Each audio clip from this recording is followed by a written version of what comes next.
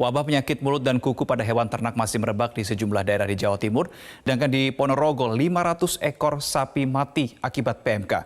Merebaknya penyakit mulut dan kuku PMK pada hewan ternak berdampak pada penjualan hewan kurban. Petugas kesehatan hewan di Ponorogo kewalahan akibat penyebaran wabah PMK.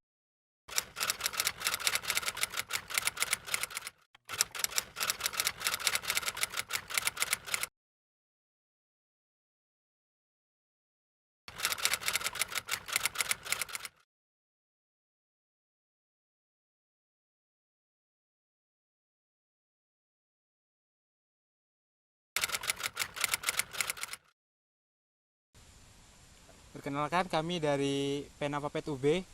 Di sini kami sedang menjalankan program kerja bernama Ekspedisi Sara. Untuk tempat kali ini kita berada di Desa Wonorejo ya Mas? Desa Wonorejo, Blandit, Kecamatan Singosari. Perkenalkan, nama saya Febrianto, mahasiswa Fakultas Peternakan Universitas Brawijaya. Di sini saya ditemani oleh salah satu peternak yang juga mahasiswa Papet UB. Boleh tahu namanya Mas? Nama saya Irsatul Ibat dari angkatan 2021 Fakultas Peternakan Universitas Brawijaya. Untuk ternak yang dipelihara itu ternak apa ya Mas? Untuk saat ini kalau di kandang itu masih ada sapi aja, sapi pedaging, khususnya sapi pedaging. Untuk alasan mengapa tertarik untuk terjun di sektor peternakan itu, khususnya peternakan sapi, itu apa Mas? Gini Mas ya, ceritanya dulu itu pas awal-awal merintis bisnis ternak sapi itu ada keluarga ya dari ayah itu mencoba untuk bingung mau pengusaha apa gitu. Akhirnya pengusaha, karena di sini memang mayoritas masyarakatnya itu di bidang peternakan, jadi mengambil jalan untuk ke peternak. Pertama mencoba untuk peternak kambing terlebih dahulu. Kambingnya banyak dijual, dijadikan sapi. Akhirnya sampai sekarang jadi sapi. Alasannya mengapa memilih ternak sapi, karena bagi kami sapi itu lebih mudah dipelihara, dan juga untuk masalah penghasilan ataupun pendapatan itu juga lebih banyak ke sapi gitu. Sudah berapa lama Mas menjadi peternak sapi? Kalau menjadi peternak sapi itu ya sudah beberapa tahun yang lalu Mas. Dari saya masih usia TK itu ayah sudah jadi peternak sapi, sudah memiliki sapi gitu di rumah. Lalu untuk ternak di kandang itu ada berapa Mas? Untuk saat ini sistemnya karena di kandang kami kan kandangnya masih bersebelahan dengan rumah gitu ya. Nah itu untuk luas kandang itu masih minimal. Jadi ada beberapa sapi punya kami yang ditaruh di beberapa rumah warga. Nanti pas habis dijual sapi tersebut kita membayar jasa gitu. Nah kemungkinan sekarang ini masih ada sekitar 18 ekoran sapi. 18. Ya. Mengenai wabah PMK yang sedang melanda di Indonesia ini Mas, bagaimana tanggapan peternak mengenai wabah PMK yang sedang melanda ini? Menurut saya ya, karena wabah PMK ini sama dengan wabah yang tidak bisa kita lihat secara langsung. Tentang ini apa ya, kita perlu waspada. Nah itu aja, kita perlu waspada tentang wabah PMK ini, karena yang saya lihat dari beberapa hasil sapi-sapi ataupun hewan ternak yang sudah terjangkit penyakit PMK ini sangat merugikan bagi pemilik ternak tersebut. Lalu apakah ada ternak Masnya yang terkena PMK? Ada beberapa sapi di kandang yang sudah terjangkit PMK. Nah itu ya kami dari pihak keluarga sendiri untuk mengurus ternak tersebut itu sudah maksimal mungkin. Tapi ya kita kembalikan lagi ke awal, namanya juga virus itu tidak bisa dilihat secara kasat mata. Ya mungkin udah bukan rezekinya gitu aja. Tadi sudah disebutkan bahwa ternaknya itu ada yang terkena PMK ya Mas. Kalau boleh tahu berapa Mas ternak yang terjangkit PMK? Itu awalnya itu di sini itu ada beberapa sapi itu yang terkena PMK. Nah, terus merantak gitu, akhirnya nyampe kandang saya, Mas. Pagi itu awalnya ada satu sapi betina itu udah kayak ada gejala PMK. Akhirnya itu diisolasi mandiri. Lalu malamnya yang lain yang di kandang di rumah itu semuanya itu mulai ada gejala. Jadi sekitar di rumah ada 11, tapi yang satu pedet. Nah, pedet ini nggak terkena sama sekali, nggak terkontaminasi sama virus PMK ini sama sekali. Jadi ada 10 yang di kandang. 10 yang terkena. 10 ekor.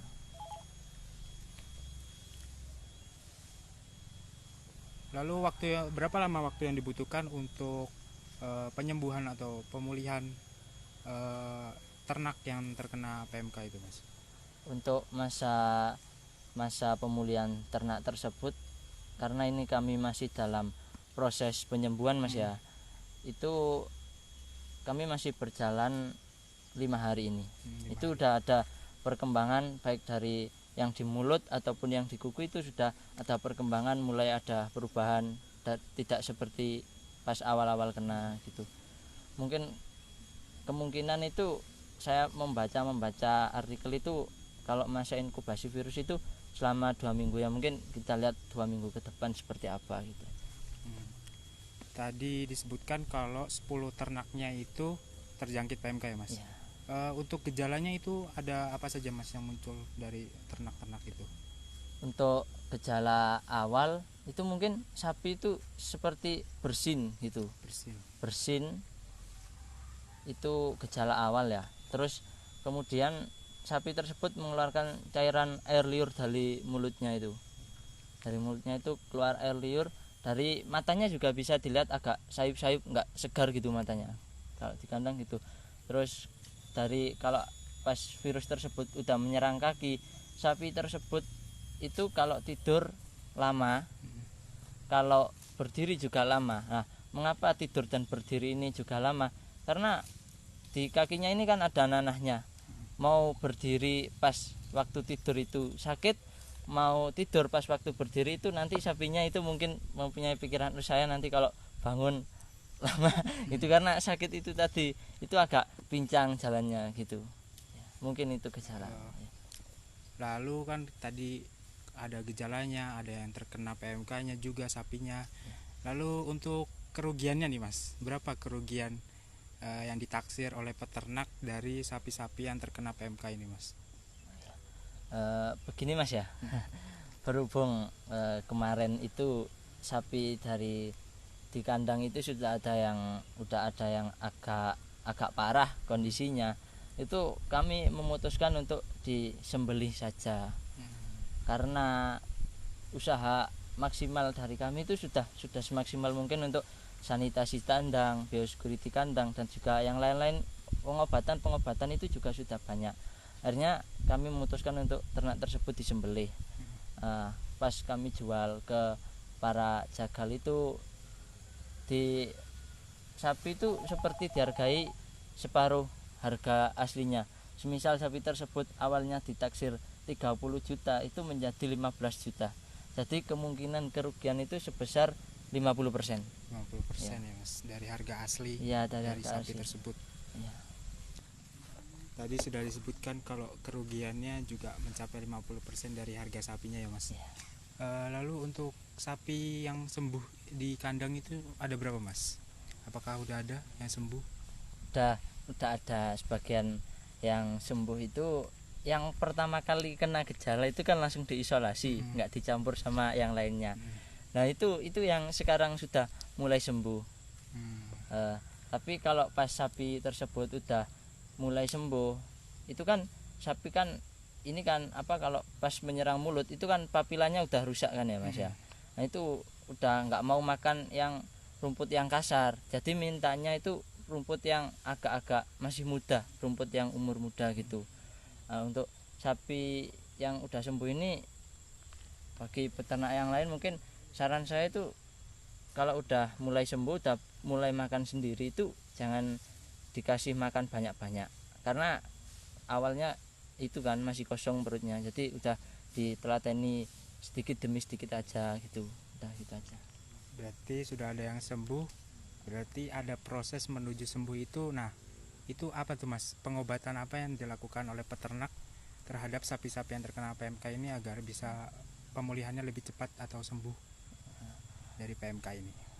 Alhamdulillah ya, yang sembuh ini itu pengobatannya itu ya ada pengobatan herbal, ada pengobatan secara medis, itu Mas ya.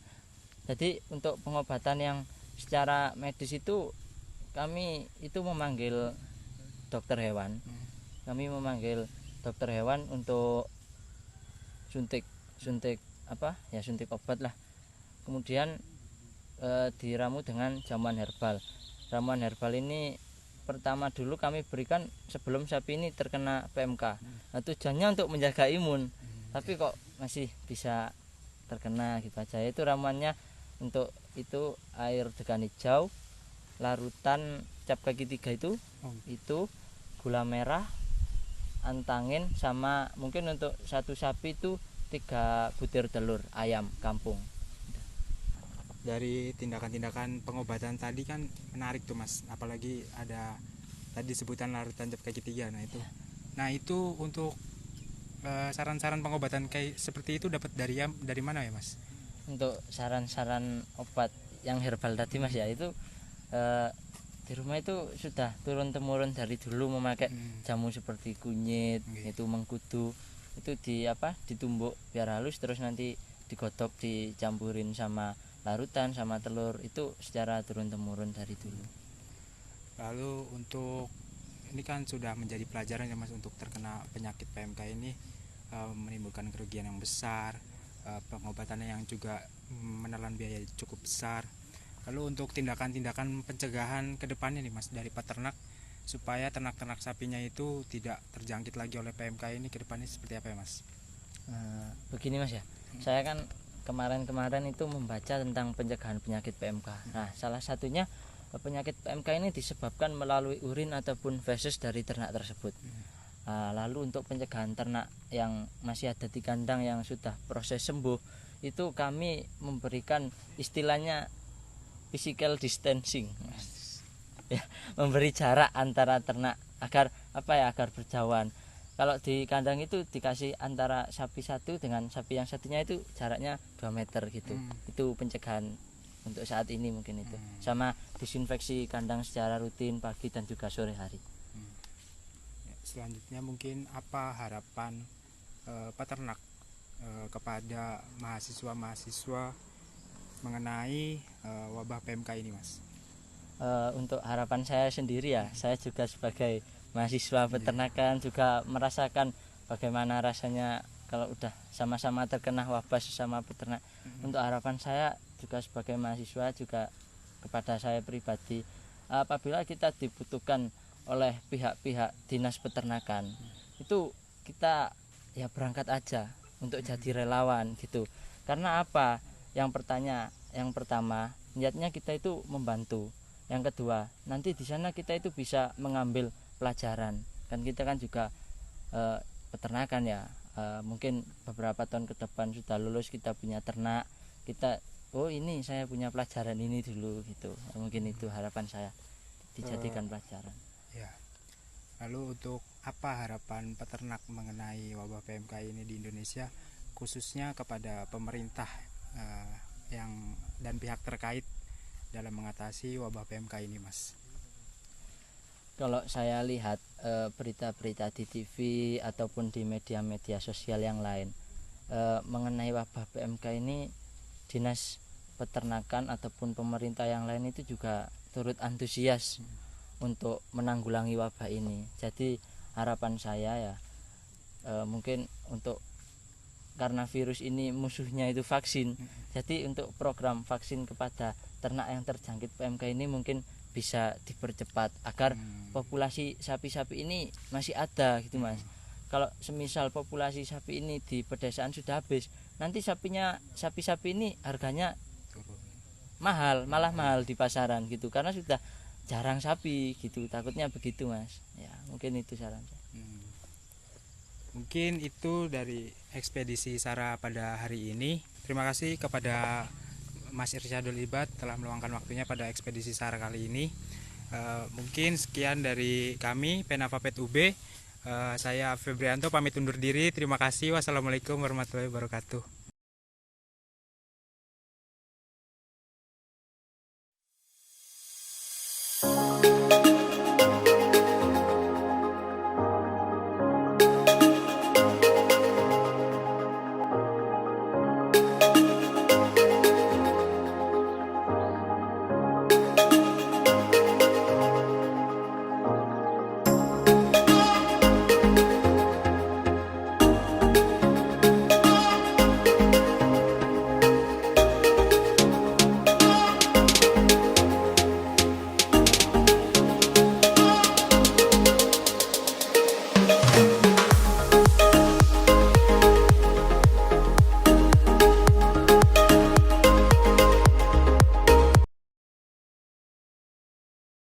Nama saya Arif Syarifuddin, umur saya 25 tahun, saya sebagai peternak sapi perah.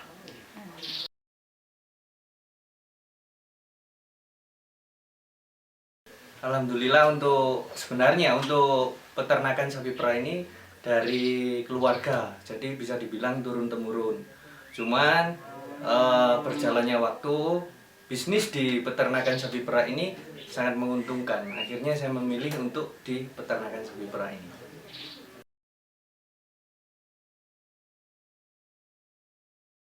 Yang terdapat di kandang untuk saat ini ada 18 ekor. Jadi semuanya betina. Jadi ada pedet sekitar 7 ekor, yang lain indukan.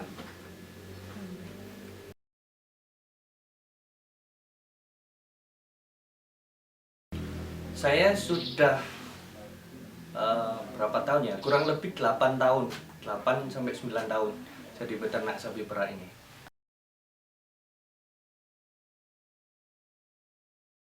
Kebetulan saya sendiri kemarin itu terdampak PMK, yang mana sapi saya dari 18 ekor sekarang itu sudah berkurang karena kena wabah PMK kemarin itu sekitar 7 ekor. Jadi 4 ekor indukan mati sama 3 pedet. Yang 4 ekor itu potong paksa, terus yang pedet 3 ekor mati. Itu. Ya menurut saya sangat merugikan peternak ini. Wabah PMK itu adalah wabah yang dimana sebenarnya sudah lama, cuman bisa dikatakan virus yang baru dikenal oleh masyarakat Indonesia khususnya. Yang mana di sapi perah ini sangat merugikan, sampai ada yang mati, terus produksinya juga menurun, dan banyak peternak yang lain yang mana sapinya sampai dijual karena panik. Mungkin dari situ banyak kerugian, kurang lebih kerugian yang mana berdampak pada ekonomi masing-masing. Itu.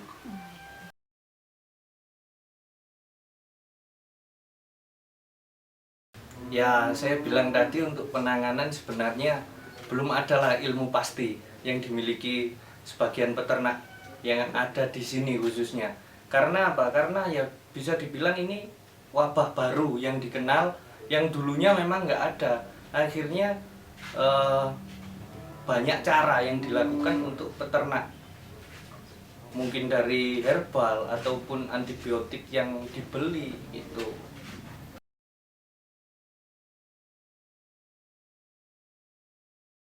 Untuk penyembuhan sebenarnya sih nggak sampai berbulan-bulan ya. Cuman untuk pemulihan yang sangat lama.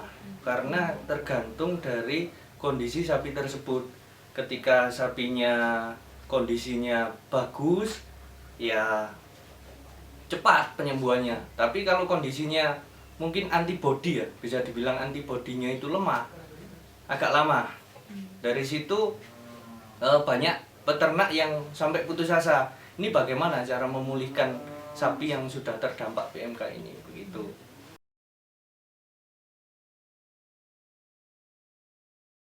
namanya PMK, penyakit mulut dan kuku. Yang pasti kukunya kena, dimana kuku tersebut mungkin sampai copot.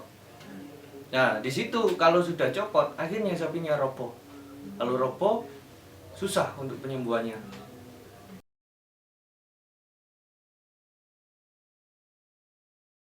Untuk kerugian, kalau saya sendiri bisa dibilang sekitar 80 jutaan.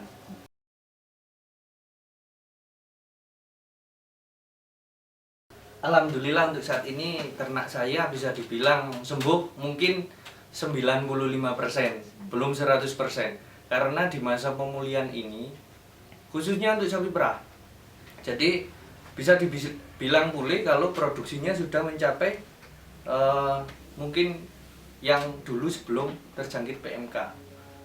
Untuk sekarang ini masih belum maksimal produksinya, walaupun sudah ditambah dengan pakan yang bergizi tinggi. Seperti itu.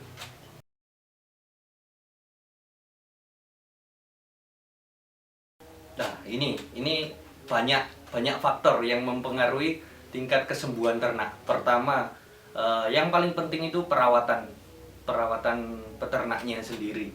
Terus yang nomor 2 ditunjang dengan pakan yang berkualitas tinggi. Terus yang nomor 3 kita lakukan namanya itu pengamatan.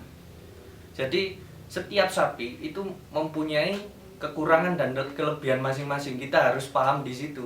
Ketika kita nggak paham memahami satu sapi dengan yang lain, mungkin dari situ proses penyembuhan akan lama. Seperti itu. Jadi kita lakukan harus detail.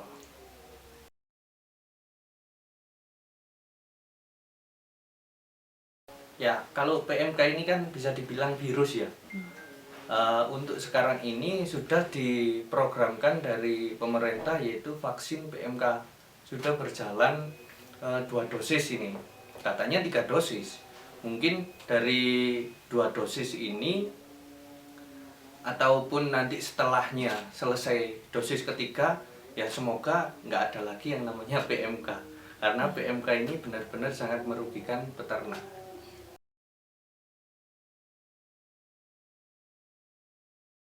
Harapan saya sih sebenarnya untuk para mahasiswa itu harus lebih mengenal lagi peternakan, baik dari ternak besar maupun ternak kecil, yang mana setiap ternak itu pasti punya yang namanya apa ya, bisa dibilang kekurangan dan kelebihan tadi masing-masing. Jadi banyak dari peternakan sekarang itu yang apalagi lulusan peternakan belum tentu mengerti ternak, akhirnya harus nggak tahu ternak tadi. Makanya dari situ para mahasiswa ini harus lebih dekat lagi kepada ternak.